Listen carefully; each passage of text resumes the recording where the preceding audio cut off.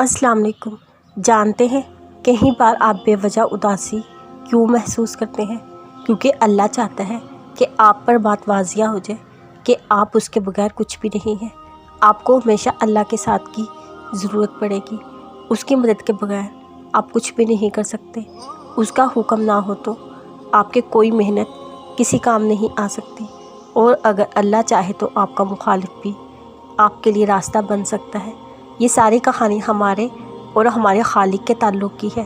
उसका साथ हो तो क्या चाहिए, वो साथ नहीं तो पूरी दुनिया मिलकर भी इस वाहिद की कमी पूरी नहीं कर सकती, क्योंकि उसने हमारी रूह का सुकून अपने ज़िक्र में रख दिया है और उससे दूर जाकर इंसान खुद अपने ऊपर जुल्म करता है। अल्लाह के यहाँ चाहतों से इनकार नहीं होता, बस सब्र, यकीन और इंतज़ार करना होता है। फिर मौज़ों का खुद ही इंतज़ाम होता है। सब्र जो करते हैं वो रब को साथ पाते हैं, क्योंकि वो खुद कहता है बेशक अल्लाह सब्र करने वालों के साथ है। दुख वक्ती होते हैं, हर दुख के बाद सुख है। सब्र सुख की तरफ ले जाता है।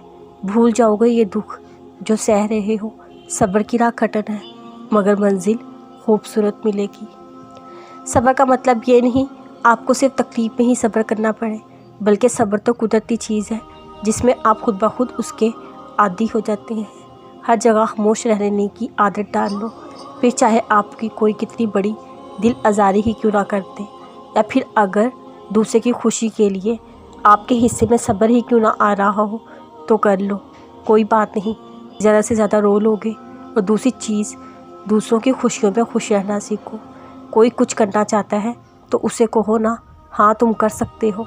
सही कहते हैं, खुशियों की कदर करने वाले और सब्र जतने वाले दूसरों की खुशियों का सोच सकते हैं। तुम भी सोचो ना, दिल को नरम बनाओ, अपने लिए ना सही नरम दिल वालों के लिए नरमी इख्तियार करो। सब्र को अपनी ऐसी ताकत बनाओ, कम से कम तुम्हारे अंदर की खूबसूरती में मज़ीद इजाफा हो जाए। ज़िंदगी की उलझनें सुलझ जाती हैं, अल्लाह ताला रास्ते निकाल देता है। उसकी हिकमत हमारी सोच से दूर है। ज़रूरत सिर्फ यकीन की है, ईमान की पुख्तगी की है। मुश्किल वक्त में कानून कुदरत पर गौर करें। मौसम बदलते हैं, रात और दिन बदलते हैं, इंसान भी हमेशा नहीं रहते। आज है तो कल नहीं। जब बदलाव कुदरत का कानून है तो फिर हालात भी बदलेंगे इंशाअल्लाह।